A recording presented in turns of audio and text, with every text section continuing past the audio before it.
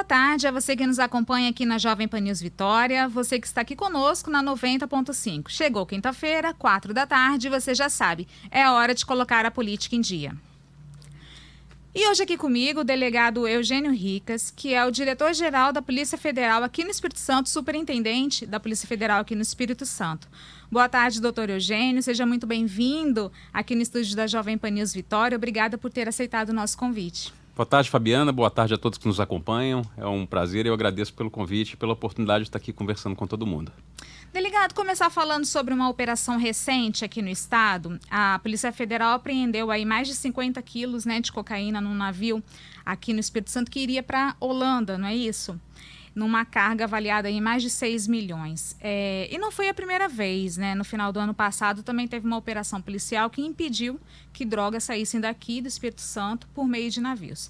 É uma estratégia nova, parece, sofisticada até, que demanda aí profissionais especializados, mergulhadores, por parte dessas quadrilhas. Tendo em vista a área portuária do Espírito Santo, a Polícia Federal ela tem expediente hoje para combater essa nova prática? Porque a sensação que se tem é que o crime sempre está um passo na frente dos agentes de segurança. Olha só, Fabiana, nós fechamos o ano de 2021 com mais de 1,5 toneladas de cocaína apreendido. E boa parte dessa cocaína, quase 900 quilos dessa cocaína que foi apreendida no ano passado, os traficantes usariam justamente essa metodologia, que é acoplar essa cocaína nos cascos dos navios para dificultar a fiscalização. Mas o número de apreensão mostra justamente que a Polícia Federal tem feito um bom trabalho, conseguiu estabelecer uma linha investigativa que tem trazido bons resultados. Essa apreensão de 53 quilos é mais uma forma que a gente tem para demonstrar isso aí para todos, que a gente conseguiu descobrir qual é a conclusão que a gente tira disso tudo.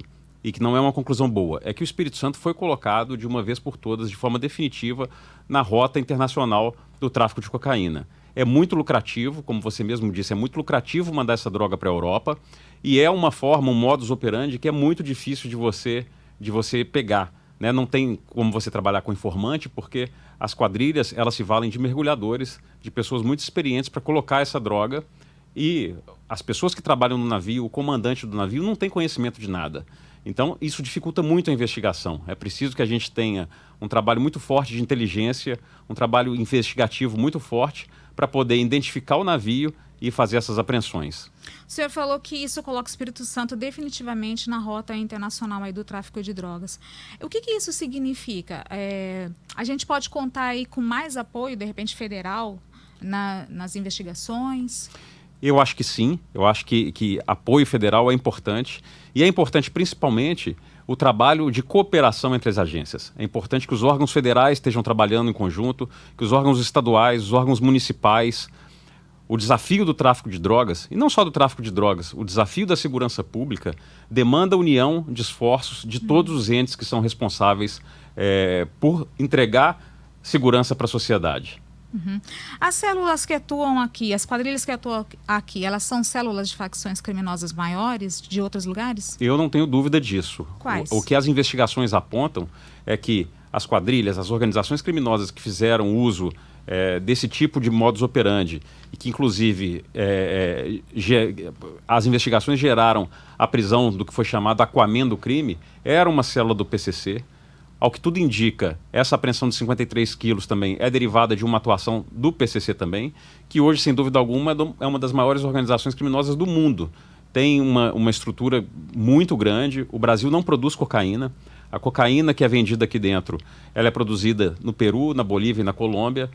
Então, essas organizações criminosas têm estrutura para entrar com a droga da América do Sul aqui para dentro do Brasil, para colocar essa droga no navio, mandar essa droga para a Europa e outra estrutura lá para retirar essa droga do navio e colocar essa droga no mercado consumidor europeu. Hoje a maior facção criminosa a ser combatida no país é o PCC? É o PCC. É claro que tem outras que a gente não pode descartar, Comando Vermelho, aqui no Espírito Santo nós temos o PCV. Então toda organização criminosa merece uma atenção especial por parte das agências de segurança pública, mas o PCC é o mais bem estruturado. Uhum. Doutor Ricas, como que a gente consegue impedir que esses grupos criminosos se instalem aqui no Espírito Santo? A forma mais efetiva de combater a organização criminosa é através da descapitalização da organização criminosa. O que eu quero dizer com isso, né, para as pessoas que estão nos ouvindo entender? É importante você retirar todo o patrimônio da organização criminosa. Às vezes eu falo isso e a pessoa fala assim, é verdade, Eugênio, porque o órgão do ser humano que mais dói é o bolso. Mas isso não é forma de punição, isso é estratégia de acabar com a organização criminosa. Você precisa identificar os carros, os barcos, os aviões, contas bancárias, imóveis e retirar tudo. Por quê? Porque traficante não vende fiado. A organização criminosa que está sem poder, que está sem ativo econômico, ela não consegue ir lá na Colômbia e comprar 100 quilos de cocaína. Então ela está fadada a morrer. Eu fui secretário de Justiça aqui no Estado, né? De 2013 até 2016. E eu tive a oportunidade de presenciar presos, um especificamente, condenado a mais de 150 anos de cadeia, todos os processos transitados em julgado. O que significa isso? Significa que não era possível mais qualquer tipo de recurso e essa pessoa recebia por dia a visita de 12, 13, 14, 15 advogados. O que esses advogados iam fazer lá? Se não tinha possibilidade de manejar qualquer tipo de recurso jurídico. O objetivo deles era receber as ordens e passar as ordens para o lado de fora da cadeia. Onde comprar droga, para quem vender a droga, quem deve ficar vivo, quem deve morrer, quando é que deve queimar ônibus. Isso não pode acontecer. A partir do momento que a gente prende um líder de organização criminosa, a gente precisa também apreender todo o capital da organização criminosa para que ele fique preso sem continuar fazendo a gestão da sua quadrilha. O senhor falou aí do envolvimento de advogados. Isso continua acontecendo? Recentemente, inclusive, houve uma operação do GAECO, né? O GAECO é um grande parceiro, faz um trabalho brilhante aqui no Estado. Do Ministério Público. O GAECO estadual, do Ministério né? Público, isso. E que culminou com a prisão, com a identificação de alguns advogados. E aí, é importante uma parte, a gente tem todo o respeito, o advogado presta um trabalho que é crucial para a administração da justiça, isso inclusive está escrito na Constituição. Essas pessoas que prestam esse serviço não são advogados. São criminosos que têm uma carteira da OAB e que a OAB também tem feito um bom papel com seu Conselho de Ética, retirando essas pessoas dessa atividade criminosa. Uma medida que já foi muito defendida pela Polícia Federal e por ministros, né, que já passaram pela pasta da Justiça é isolar os chefes dessas facções em presídios, né, de segurança máxima, tirar do Estado para tentar aí amenizar ou até mesmo combater. Na sua opinião, isso é eficaz? Eventualmente sim, nem sempre. Isso tem que ser muito bem avaliado o momento, a estrutura prisional do Estado, a gestão das unidades prisionais, para ver se o Estado não dá conta de lidar com o problema. Por que eu digo isso? Porque cada vez que você isola um preso, você abala o sistema criminal do Estado. Outras pessoas assumem as lideranças, algumas vezes pessoas mais jovens, mais inconsequentes, mais violentas. Você coloca esse preso em contato com outras lideranças criminosas de outros estados. Essa pessoa, mais cedo ou mais tarde, ela vai voltar para o Espírito Santo. Então, é muito melhor se a gente tiver uma gestão prisional que faça um trabalho de isolamento, de inteligência eficaz, é melhor do que contar com o sistema penitenciário federal. É uma grande ferramenta, a gente de vez em quando precisa lançar mão dessa ferramenta que a União coloca à disposição dos estados, mas se o Estado tem condições de fazer a sua própria gestão, isso é muito mais útil, muito mais eficaz para a segurança pública local. Porque há também uma crítica de que você levando esse chefe de organização criminosa para um outro estado, você está criando ali uma outra célula, que ele vai ter contato com outros criminosos ali da região, acaba cooptando eles para essa organização, enfim, em vez de isolar, acaba criando mais uma célula talvez naquele estado que até então não tinha. O senhor vê dessa forma também? Exatamente, né? Hoje nós vivemos um mundo completamente globalizado, inclusive para o tráfico, inclusive para o crime. Então um criminoso do Espírito Santo, que eventualmente é isolado no Presídio Federal de Rondônia e que lá ele tem contato com um criminoso do Comando Vermelho ou do PCC, novas relações passam a se formar. Então, isso é uma coisa a se pensar e se a gente tiver boa gestão para fazer a nossa administração prisional, é muito mais eficiente do que lançar mão do recurso federal de mandar essas pessoas para outros estados. Doutor Eugênio, com relação à criminalidade em geral, hoje qual que é o maior desafio da Polícia Federal aqui no Espírito Santo? Olha, eu digo que a maior vocação da Polícia Federal é o combate à corrupção. Corrupção sempre tem que ser a nossa maior preocupação, por um motivo muito simples. A corrupção, ela mata de forma silenciosa e ela mata em massa. Por quê? Porque ela desvia o recurso da merenda pública que devia ser oferecido, ela desvia o recurso do remédio, do insumo que deveria ser investido no combate à pandemia, por exemplo, e é generalizada. E nós temos uma expertise muito grande, a Polícia Federal desenvolveu uma expertise muito grande no combate à corrupção, no combate aos crimes financeiros, à evasão de divisa, à lavagem de dinheiro, que são modalidades de crime que estão muito associados à corrupção. Então essa é a nossa maior vocação. E eu digo que a gente não pode arredar o pé de combater essa prática, que é uma prática perniciosa.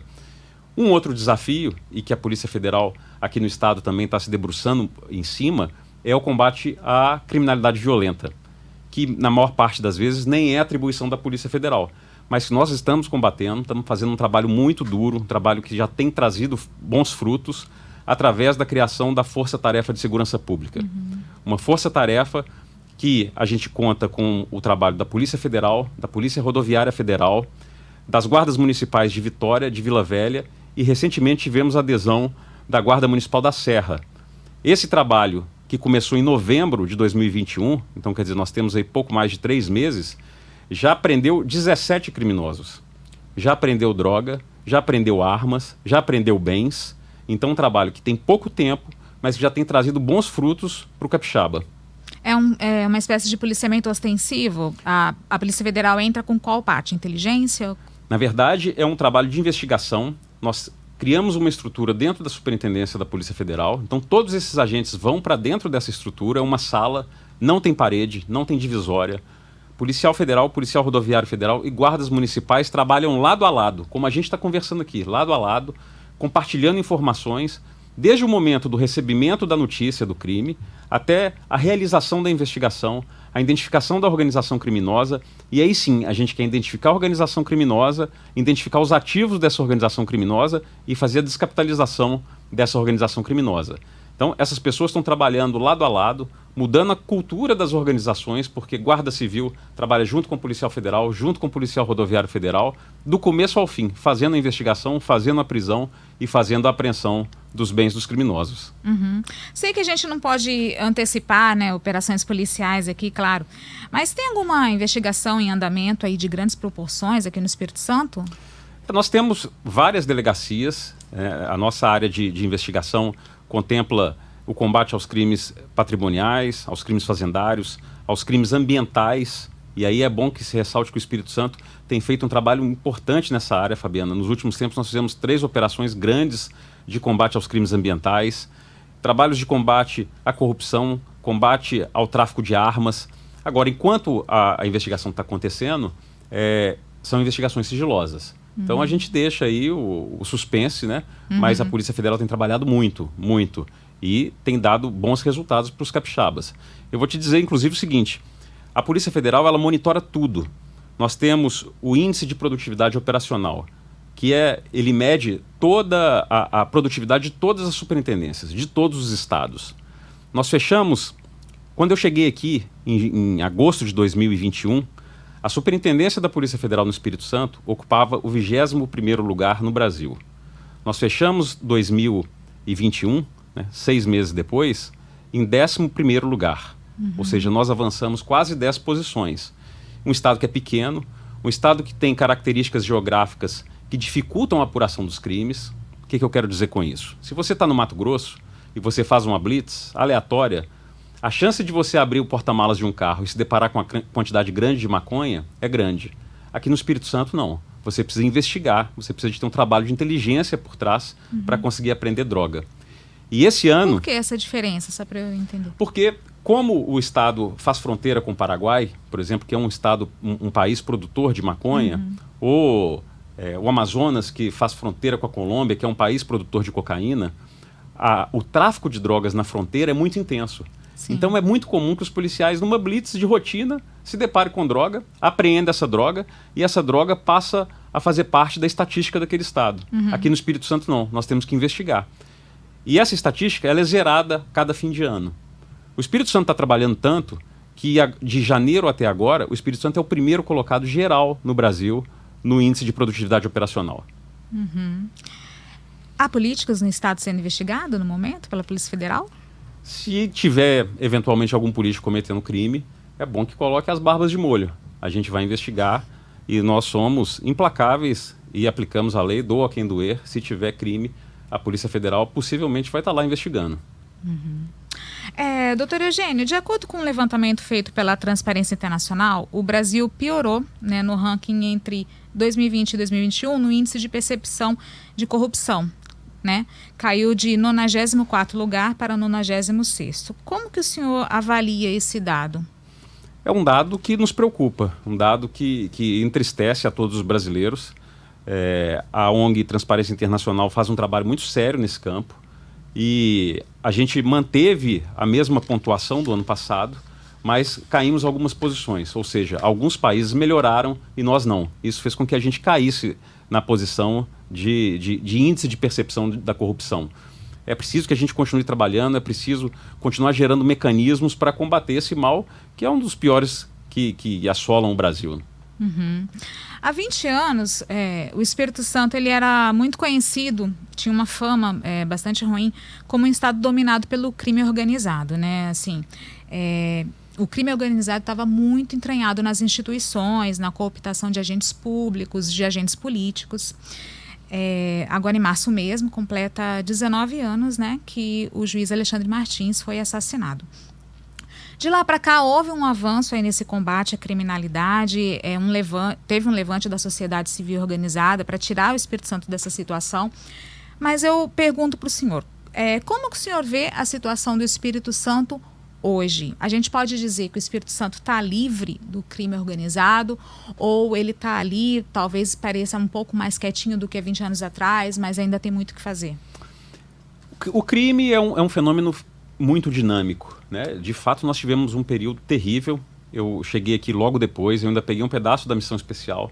Eu cheguei a trabalhar em inquéritos da missão especial, trabalhei inclusive numa investigação que apurava a colocação de uma bomba dentro da Ordem dos Advogados do Brasil. Então acompanhei um pedaço dessa história triste do Espírito Santo, história que, graças a Deus, foi superada. Hoje, no Espírito Santo, o crime se transforma, né? É claro que a gente tem casos de corrupção, casos que têm sido combatidos. Recentemente, a Polícia Federal fez uma operação no norte do estado, que se deparou com uma organização criminosa que se apropriou da prefeitura. Operação, inclusive, que foi confirmada com a denúncia feita pelo Ministério Público Federal, agora há pouco tempo atrás, na semana passada, culminou com a prisão de um prefeito. Então a corrupção existe como um fenômeno um fenômeno social, mas eu diria que a preocupação maior hoje dos capixabas é com a criminalidade violenta, né? Hoje, infelizmente, o capixaba está com medo de sair às ruas. Em fevereiro, nós tivemos 3 casos de bala perdida. Uma criança de 2 anos de idade, Fabiana, foi morta com uma bala perdida. Uma mulher de 40 e poucos anos de idade, mãe de 4 filhos, foi morta com uma bala perdida. Por quê? Guerra do tráfico de drogas. Guerra por territórios. Então eu acho, hoje, o maior desafio, sem se esquecer da corrupção, que é um problema gravíssimo, sem se esquecer da corrupção, o crime organizado violento é o maior problema, o maior desafio da gestão pública hoje no nosso estado. O senhor acha que aqui no Espírito Santo a gente pode ver cenas como a gente vê sempre, constantemente no Rio de Janeiro, tiroteios, guerra por território? O senhor acha que pode ir para esse rumo? É o que a gente tem visto. Esse é o meu medo. É o medo de todo mundo que mora aqui, né? Balas perdidas frequentemente, pessoas sendo mortas com 50 tiros, 60 tiros, munição não é barata, mas há uma grande disponibilidade de munição, uma grande disponibilidade de arma, traficantes que querem mostrar a sua força através do poderio bélico, através da fartura de munições, e nessa guerra aí, o cidadão de bem acaba sendo prejudicado, porque é bala para todo canto, é bala para todo lado, e as pessoas estão morrendo em razão dessa violência desenfreada. O que está faltando fazer nessa área para combater esse tipo de crime? A Polícia Militar tem um trabalho importante, tem trabalhado muito bem, a Polícia Civil também trabalha muito bem, faz investigações. Eu acho que talvez falte mais cooperação, a gente precisa trabalhar de forma mais cooperada. A Força Tarefa tem feito esse papel. A Polícia Federal, por muito tempo, foi acusada até de não contribuir com o combate a essa criminalidade violenta. Então, Força Tarefa de Segurança Pública não é um projeto do Espírito Santo, não é um projeto do Eugênio Ricas, isso é um projeto do Ministério da Justiça, que identificou esse problema como um problema nacional. Então, vários estados passam por esse problema. Força Tarefa já foi criada em Minas Gerais. Lá deu tão certo que se expandiu de Belo Horizonte para Uberlândia e para Governador Valadares. Está funcionando no Acre, está funcionando em Roraima, está funcionando no Ceará, está funcionando na Bahia, no Piauí, aqui também. Eu acho que os órgãos precisam trabalhar com mais cooperação, porque você consegue ter mais elasticidade para investigar uma organização criminosa do começo ao fim. Se você tem duas facções se enfrentando, disparando mais de 100 tiros na rua, você consegue identificar ali os principais componentes dessa organização criminosa. Agora, você precisa de ter uma estrutura para fazer a investigação do começo ao fim dessa organização criminosa. Infelizmente, nós sabemos que as delegacias, né, e isso acontece com a Polícia Federal também, elas estão abarrotadas de trabalho. Então, muitas vezes, a gente não consegue iniciar uma investigação e terminar ela no tempo que a gente queria. A Força-Tarefa tem essa beleza. Ela agrega expertise de vários órgãos e ela pode iniciar uma investigação e permanecer com essa investigação até o fim, antes de entrar a próxima. Porque ela foi criada com esse propósito, com o propósito de investigar essas organizações criminosas. O senhor disse que essa força-tarefa é composta pela Polícia Federal, Polícia Rodoviária Federal e as guardas municipais de 3 municípios, é isso? Isso aí. As forças de segurança do Estado, Polícia Militar, Polícia Civil, elas não participam? Não participam, foram convidadas, nós estamos de portas abertas, queremos que a cooperação das forças do Estado. A Polícia Militar é uma parceira imprescindível, a Polícia Civil é uma parceira imprescindível, a Polícia Penal é uma parceira imprescindível, tem informações importantíssimas do sistema prisional, das organizações criminosas, mas quando nós mandamos o acordo de cooperação técnica, né, e o plano de trabalho, o governo do Estado devolveu uma série de questionamentos, como eu mencionei, não é um projeto do Eugênio, não é um projeto do Espírito Santo, isso é um projeto nacional. Eu encaminhei esses questionamentos à direção da Polícia Federal e nós ainda não tivemos retorno.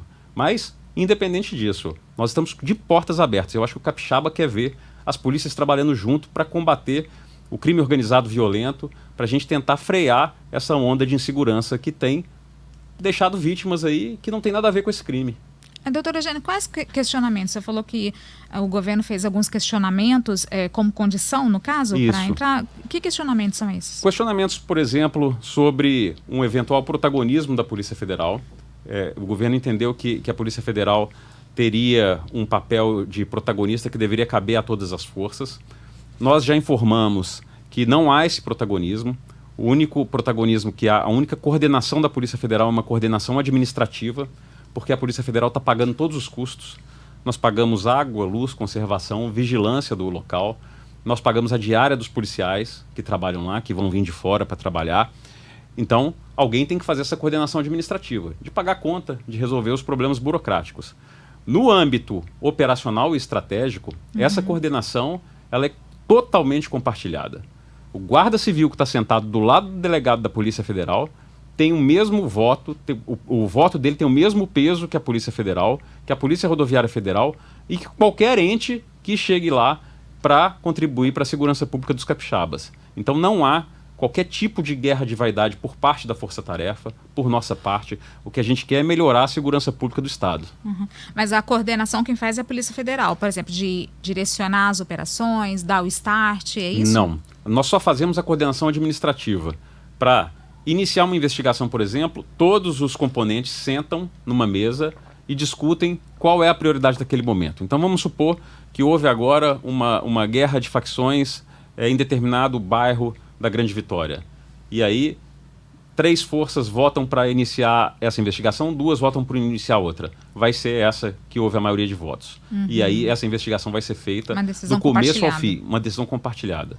Então, a única coordenação da Polícia Federal é administrativa. Para pagar conta, para gerenciar boleto, para fazer contratação de conservação, de limpeza, esse tipo de coisa. O senhor chegou a conversar diretamente com o governador Renato Casagrande sobre esse convite, sobre a entrada das forças de segurança do Estado? Assim que eu cheguei no Estado, eu participei da primeira reunião do Estado Presente, né, que é um programa que transversal, que pretende resolver os problemas da segurança pública. E cheguei a fazer uma manifestação no seguinte sentido. Eu fui secretário de Estado de Justiça por 1 ano e meio com o governador Renato Casagrande, depois continuei no governo do Estado com o governador Paulo Artung, uma parte do período como secretário de Justiça, outra parte como secretário de Controle e Transparência, E cheguei a falar que acompanhei algumas reuniões do Estado presente naquela época e vi os colegas da segurança pública se queixando, com razão, Fabiana, da ausência da Polícia Federal no combate à criminalidade organizada violenta. Eles tinham razão. A Polícia Federal tinha que realmente exercer um protagonismo maior nesse combate à criminalidade. E cheguei, já tinha tido uma conversa anterior com os diretores da Polícia Federal e propus a criação de uma força-tarefa. Falei, é uma forma agora da Polícia Federal assumir esse protagonismo, dar essa contribuição que sempre foi cobrada e que eu acho que a gente precisa dar mesmo. Está todo mundo no mesmo barco, né? Meus filhos vão para a escola aqui, andam na rua aqui. Então a gente precisa cuidar da nossa segurança pública. Isso foi falado, foi encaminhado para um secretário. Depois disso eu cheguei a me reunir pessoalmente com todos os secretários, com o secretário de Segurança, com o secretário de Justiça. Mas nós recebemos esses questionamentos, que são questionamentos assim, normais, só que eu não tenho condição de responder porque não é um projeto meu. Então, tão logo a direção da Polícia Federal devolva as respostas, a gente vai encaminhar para o governo para ver se a gente consegue avançar nessa pauta que é de interesse do capixaba. O senhor passou quase 3 anos nos Estados Unidos como adido da Polícia Federal, né? O que o senhor viu lá que funciona e que o senhor quer trazer para cá, de alguma forma, para ajudar nesse combate à criminalidade? Olha, meu período nos Estados Unidos foi um período fantástico, Fabiana. Para quem não conhece, né, a figura, eu fui adido da Polícia Federal nos Estados Unidos. Trabalhava na Embaixada brasileira em Washington. O meu papel era de fazer interlocução entre a Polícia Federal e os órgãos de segurança dos Estados Unidos. Então eu trabalhei lado a lado com integrantes do FBI, com integrantes da CIA, da ICE, da CBP. Fiz um networking fantástico. Washington é a capital do mundo. Então eu tive a oportunidade de trabalhar com policiais da Alemanha, da Espanha, da França.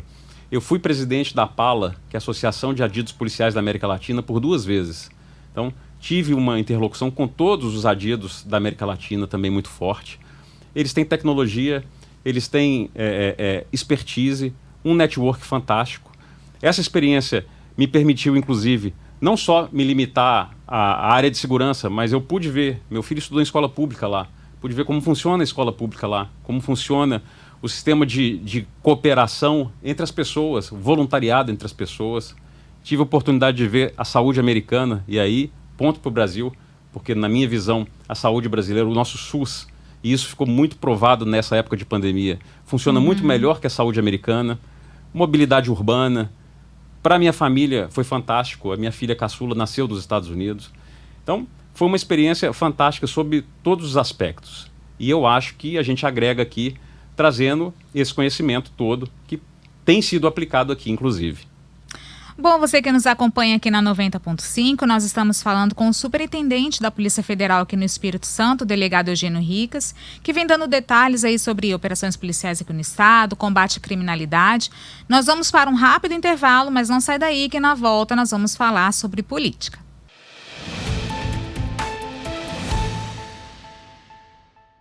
Olá, você que está nos acompanhando aqui no programa De Olho no Poder, estamos de volta nesse seu programa para colocar a política em dia. Hoje aqui comigo, o chefe da Polícia Federal aqui no Espírito Santo, o delegado Eugênio Ricas, que já falou sobre operações policiais, sobre a criminalidade aqui no estado, a questão do tráfico de drogas, o Espírito Santo ser colocado numa rota internacional aí do tráfico de drogas. Mas nós vamos falar agora sobre política. Ok, doutor Eugênio? Vamos lá, Fabiana. Bom, nos últimos 5 anos o senhor foi aí secretário de Transparência, né? O número 2 da Polícia Federal. Foi adido da corporação nos Estados Unidos e agora comanda a Polícia Federal aqui no Espírito Santo. Mas seu nome está sempre aí ventilado numa possível participação aí no processo eleitoral. Aí eu pergunto ao senhor, o senhor é pré-candidato a algum cargo nas eleições deste ano? Então, Fabiana, essa é uma pergunta que não é fácil de responder. Eu não sou pré-candidato, eu estou como superintendente da Polícia Federal e venho reiteradamente falando que não sou candidato a nada. Mas eu preciso confessar que eu tenho sido muito procurado pelas pessoas. Eu tenho sido procurado por empresários, por lideranças políticas, por lideranças religiosas e tenho sido procurado principalmente por pessoas comuns. Eu pego um Uber, o motorista do Uber me reconhece, pergunta, fala que o Espírito Santo precisa de renovação. Eu vou no supermercado, as pessoas me reconhecem por redes sociais. Eu tenho recebido muitas perguntas sobre isso. Eu acho que a renovação é uma coisa muito boa, onde quer que seja, mas principalmente na política. E eu tenho pensado muito a respeito disso. Eu sou um apaixonado pela Polícia Federal, trabalho na Polícia Federal há quase 20 anos, nunca cogitei sair da Polícia Federal. Tenho uma carreira exitosa na Polícia Federal, passei por vários estados, fui diretor da Polícia Federal em Brasília, estou como superintendente aqui, mas em primeira mão para você, eu admito que estou pensando sim em ser candidato. Não tem martelo batido, é uma decisão muito difícil, que leva a consequências muito importantes do ponto de vista pessoal, do ponto de vista profissional. Tenho conversado muito com minha família, com pessoas mais experientes, mas é uma possibilidade. Essa possibilidade hoje existe. E essa possibilidade seria para ser candidato ao governo do Estado? Ao governo do Estado. Eu reconheço a importância do parlamento, o poder legislativo tem uma importância fundamental para a melhoria da nossa sociedade, é um poder que tem o papel de fiscalizar, de fazer novas leis, melhorar as leis do nosso país, do nosso estado, mas eu me vejo como uma pessoa do executivo. Eu gosto da gestão, eu sou mestre em gestão pública pela Universidade Federal do Espírito Santo, por onde eu passei com equipe, porque eu acredito muito em trabalho em equipe, eu acredito em montar boas equipes, a gente conseguiu produzir bons resultados, seja na Secretaria da Justiça. Quando eu cheguei na Secretaria da Justiça, para você ter ideia, eu cheguei a pegar uma rebelião a cada 45 dias. Eu passei Dia dos Pais e passei Natal dentro de presídio rebelado. Conseguimos implementar uma série de indicadores de eficiência em cada unidade prisional do Espírito Santo, nas 36 unidades que existiam, um monitoramento que era feito de forma mensal. Isso fez com que o sistema prisional se pacificasse, passamos muitos anos sem qualquer rebelião. Isso fez com que a gente ganhasse o Prêmio Inoves, que é um prêmio dado para inovação na gestão pública. Depois fui para a Secretaria de Controle e Transparência. A Secretaria de Controle e Transparência do Espírito Santo foi reconhecida no maior seminário de combate à corrupção e de integridade da América Latina como o órgão público mais lembrado do Brasil no combate à corrupção. Então, assim, boas entregas onde passei, na Polícia Federal também. Já falei um pouco dos números da Polícia Federal aqui no Espírito Santo. Eu gosto de formar boas equipes, eu gosto desse trabalho em conjunto, gosto de ver o resultado aparecendo e a vida das pessoas sendo transformada. Então, se você me pergunta hoje, eu me identifico muito mais com uma função no executivo do que com qualquer outra posição.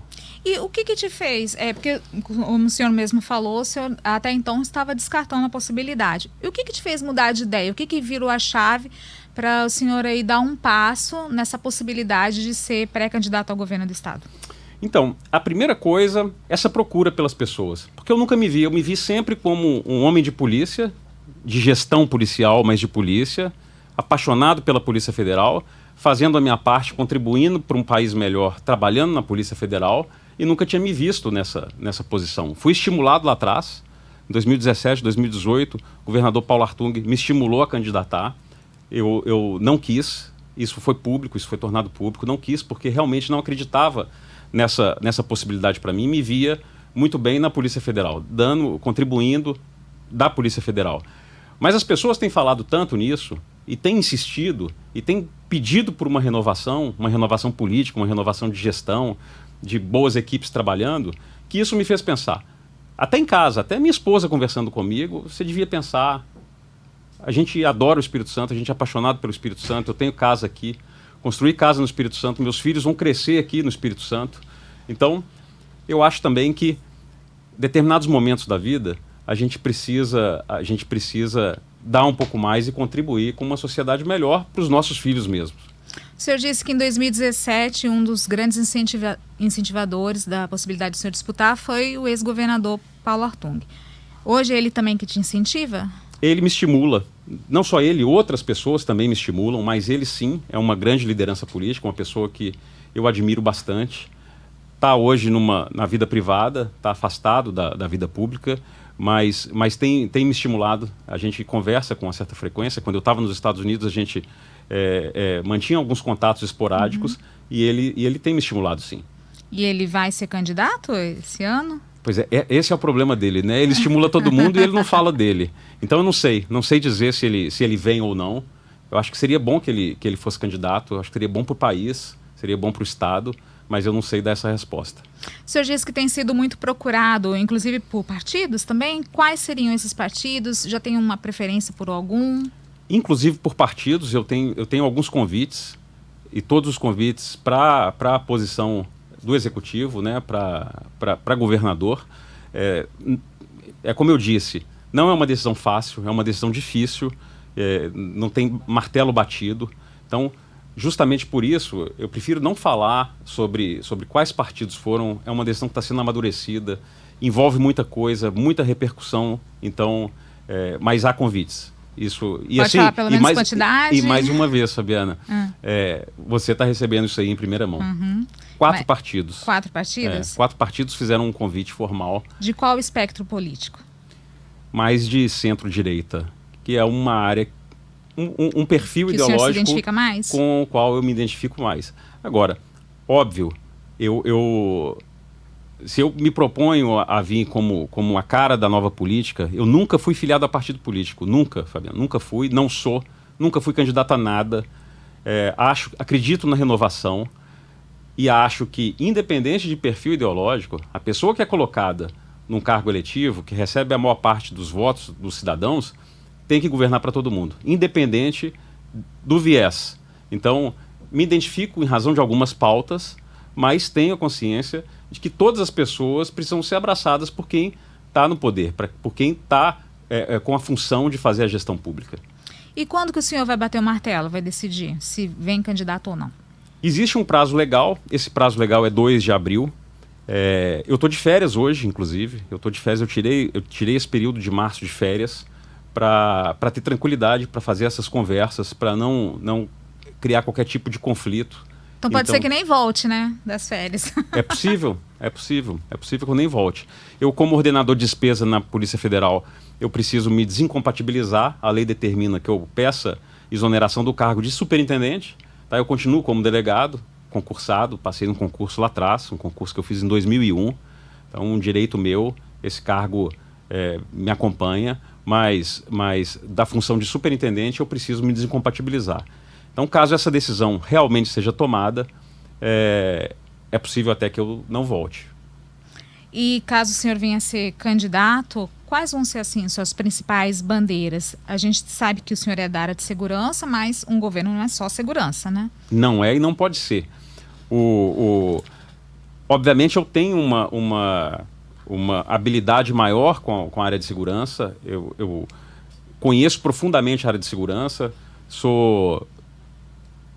tenho pós-graduação em inteligência de segurança pública, em ciências criminais, sou formado pela Academia do FBI, me formei em 2012 pela Academia do FBI, vi como outras polícias do mundo trabalham, mas eu também tive a oportunidade, principalmente na Secretaria de Controle e Transparência, de ter uma visão ampliada do Estado. A Secretaria de Controle e Transparência faz o controle das contas do governador, faz o controle e faz a auditoria de todos os contratos do governo. Então eu tinha uma visão ali de como funcionava a Secretaria da Saúde, como funcionava a Secretaria de Educação, como funcionavam as obras públicas do Estado.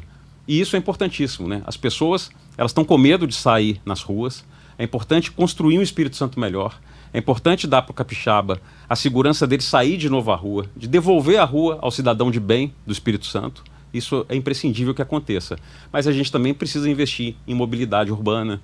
Nós precisamos melhorar a saúde do capixaba, precisamos melhorar a educação, que são problemas que acabam gerando a violência. Então, tudo deságua na área de segurança pública. Mas nós precisamos de investir em políticas primárias, em políticas sociais, para que a gente não tenha mais os problemas que nós temos tido hoje com segurança pública.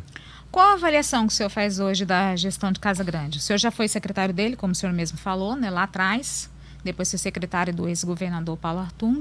Hoje, qual que é a avaliação que o senhor faz da gestão dele?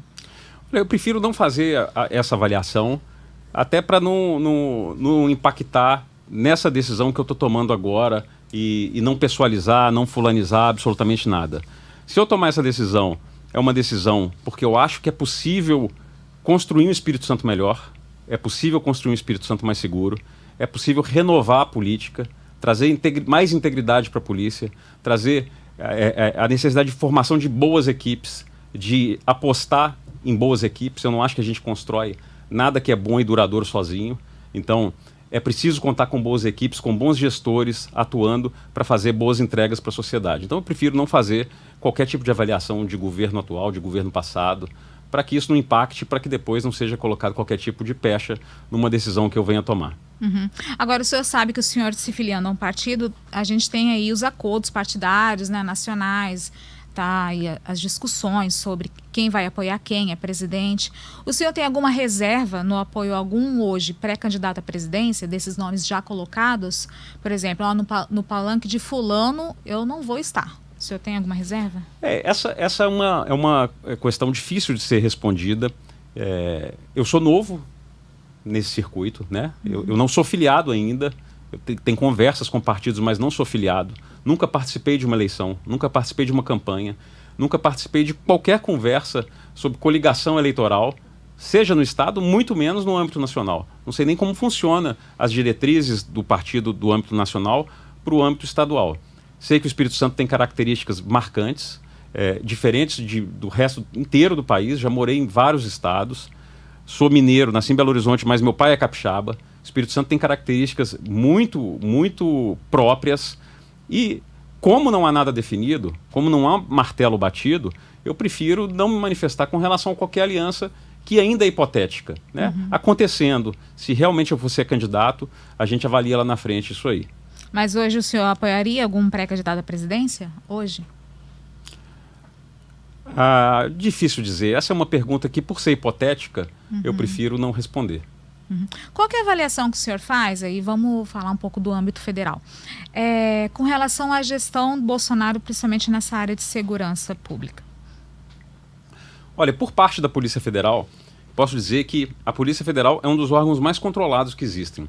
Nós temos um setor de assuntos internos, nós temos uma corregedoria, nós temos o Ministério Público Federal, que faz o controle da atividade policial, nós temos o Judiciário, e nós temos uma estrutura de investigação que dá uma blindagem considerável para a Polícia Federal. Então, eu digo para você com toda tranquilidade que nesses 7, 8 meses que eu estou aqui à frente da Polícia Federal no Espírito Santo, nunca sofri qualquer tipo de intervenção, nunca sofri qualquer tipo de interferência. Sempre tivemos total liberdade para trabalhar e temos produzido bons resultados.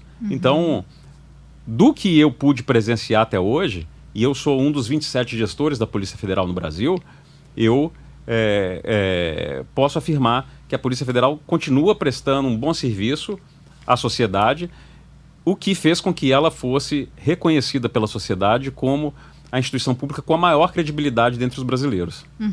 Recentemente, o presidente Bolsonaro trocou, né, o diretor-geral da Polícia Federal, saiu Maiorino, entrou Márcio Nunes, foi o quarto, né, diretor da Polícia Federal nesse mandato dele. Também já trocou aí 3 vezes de ministro da Justiça. Essas muitas mudanças acabam atrapalhando o trabalho da Polícia Federal ou não interferem na sua percepção? Não interferem porque sai um técnico e entra um técnico. Há uma lei que determina que o diretor-geral da Polícia Federal precisa ser um delegado de Polícia Federal de carreira, concursado, e é isso que tem acontecido. O atual diretor-geral da Polícia Federal, o Dr. Márcio, é um técnico muito qualificado, muito preparado, estava até então como secretário executivo do Ministério da Justiça. Para quem não sabe, isso é o 02 no Ministério da Justiça. Então ele controlava não só o que acontecia na Polícia Federal, mas em todos os órgãos que estão abaixo ali do guarda-chuva do Ministério da Justiça. Tem a sua carreira toda feita no combate aos entorpecentes. Então é um policial experimentado, um policial operacional, muito discreto, que já montou uma equipe muito qualificada. Todos os diretores que ele colocou são diretores muito respeitados dentro da instituição, e isso é muito importante, porque traz credibilidade para o trabalho que vai ser feito, tanto na área de combate ao crime organizado, na área de polícia administrativa, que a Polícia Federal tem um volume muito grande de polícia administrativa, na área de gestão de pessoal. Então, assim, a minha visão é que os policiais federais estão com tranquilidade para poder trabalhar, continuar fazendo o seu trabalho, e a sociedade também pode se sentir segura que a Polícia Federal vai continuar fazendo o bom trabalho que vem sendo feito nos últimos anos. Esse novo diretor-geral da Polícia Federal, o Márcio Nunes, ele mudou alguns superintendentes? Chegou a falar alguma coisa aqui com relação ao Espírito Santo? Nós tivemos uma reunião na segunda-feira, uma reunião virtual, para apresentar os novos diretores, que ele trocou alguns diretores que estão abaixo dele, e o que ele nos disse para todos os superintendentes é que ele não planejava nenhuma mudança brusca, eventualmente uma mudança aqui, outra acolá, mas não falou nada específico do Espírito Santo. Tem uma reunião presencial previamente marcada, ainda não tá batido o martelo, mas que deve acontecer na última semana de março em Brasília, mas a princípio não há o aceno de nenhuma troca. Entendi. Gostaria de repercutir com o senhor duas falas que vieram aí de uns tempos para cá. O ex-ministro Sérgio Moro, quando ele deixou o cargo, ele deixou, alegando que havia por parte do presidente Bolsonaro uma tentativa de interferir na Polícia Federal, E recentemente, numa operação que a Polícia Federal fez contra o presidenciável Ciro Gomes, ele chegou a falar que o Bolsonaro usa a Polícia Federal como sua polícia, para atingir opositores políticos. Dentro da corporação, há esse sentimento? Não há.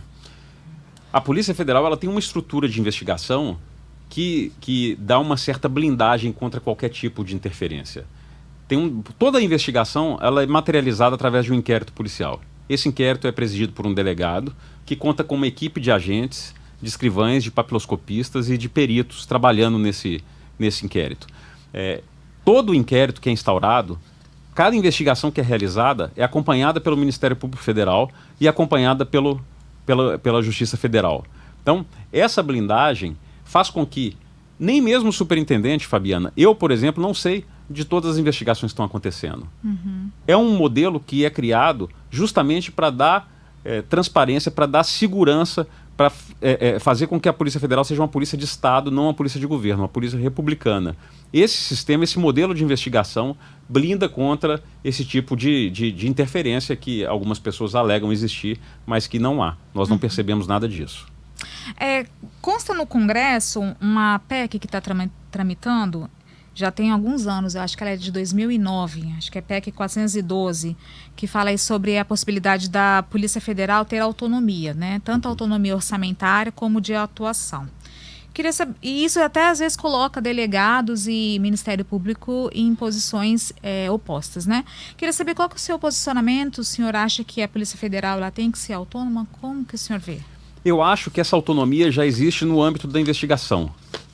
Como eu disse, o modelo da investigação dá uma certa autonomia para a Polícia Federal fazer as suas investigações e a blinda de qualquer tipo de interferência. Agora, é fato que se você tem uma autonomia orçamentária, você consegue gerir os seus recursos, você consegue evitar com que recursos sejam cortados por determinadas situações, você ganha também um poder de planejamento maior. Você consegue planejar ao longo dos anos o que adquirir, quais os equipamentos adquirir, como investir em determinadas tecnologias que vão agregar às investigações. Então essa autonomia do ponto de vista orçamentário permitiria um planejamento de longo prazo melhor para as gestões da Polícia Federal. Então o senhor é a favor dessa PEC? Sou a favor dessa autonomia, sim. Muito embora, friso mais uma vez, no campo da investigação nós temos bastante autonomia. Temos uma fiscalização que é feita pelo Ministério Público, pela Justiça Federal, mas temos autonomia para fazer as investigações sem qualquer tipo de interferência externa. Qual que é a visão do senhor com relação à lei de abuso de autoridade? Tem alguns pontos que são importantes. Eu acredito que em determinados pontos foi uma evolução. A sociedade é muito dinâmica. A gente precisa evitar que qualquer autoridade, não só policial, mas qualquer autoridade que tenha um poder, que possa utilizar desse poder contra o cidadão, se sinta controlado, sinta que esse poder ele existe para servir à sociedade e não para servir a qualquer interesse pessoal. Então eu acredito assim, que tem avanços, mas também como tantos outros institutos, tem alguns pontos em que pode ter cerceado juízes, membros do Ministério Público e policiais de fazerem algumas investigações. Doutor Eugênio, Qual que é a posição que o senhor tem hoje com relação à Operação Lava Jato? Por que eu pergunto? Em 2017, o senhor chegou a fazer elogios, né, à operação, quando o senhor foi para aquele cargo na Polícia Federal, junto com o diretor da Polícia Federal, e o senhor deu uma entrevista falando que iria intensificar ainda mais o trabalho. Hoje, com tudo que aconteceu, com as decisões recentes do STF, qual que é a posição que o senhor tem com relação à Operação Lava Jato? A Operação Lava Jato, na minha visão, foi um marco para o Brasil. Um marco que trouxe autoestima até para os brasileiros. As pessoas não acreditavam que determinados políticos, determinados empresários, que pessoas ricas como as que foram presas na Operação Lava Jato, fossem condenadas por qualquer tipo de crime. Na minha visão, não há qualquer tipo de dúvida que aqueles crimes foram cometidos, que a Petrobras foi saqueada. Tanto é que isso são questões objetivas. A Polícia Federal, o Ministério Público Federal conseguiu resgatar bilhões no exterior. Muitas pessoas que foram presas e condenadas devolveram recursos que foram subtraídos através de acordos de cooperação, de delação premiada, de cooperação premiada. Então, isso é uma constatação, isso não é subjetivo. Então, foi um marco. Se houve erros processuais aqui ou acolá, pode ter havido. Foi a maior operação de combate à corrupção do planeta. Então, eventualmente, pode ter havido algum erro. Mas eu acho que o legado que ela deixa é um legado que faz com que as pessoas voltem a acreditar que combater a corrupção é possível. Bom, doutor Egênio, nós estamos chegando ao final. Passou rápido, tá vendo? Passou rápido. Gostaria de deixar um minutinho para o senhor se despedir aí das pessoas que nos acompanham. Quero agradecer, Fabiana, dizer que para mim foi uma alegria estar aqui podendo falar desse assunto que eu gosto, que é falar sobre a Polícia Federal, falar sobre o combate à corrupção, sobre o combate à criminalidade. A gente precisa debater esses temas para construir um país melhor, para construir um Espírito Santo melhor. Tem espaço para isso. A gente precisa de renovação na política, precisa investir em integridade, precisa investir em boas equipes e, obviamente, controlar muito bem a segurança pública para que as pessoas, e principalmente o capixaba, tenha de novo a tranquilidade de andar nas ruas. Obrigada, doutor Eugênio. Obrigada a você que nos acompanhou até aqui na 90.5. Esse foi mais um programa de Olho no Poder com Fábio Tostes, o seu programa para colocar a política em dia. Se você perdeu algum dos programas anteriores, todos estão disponíveis no portal Folha Vitória. Muito obrigada pela audiência e até a próxima.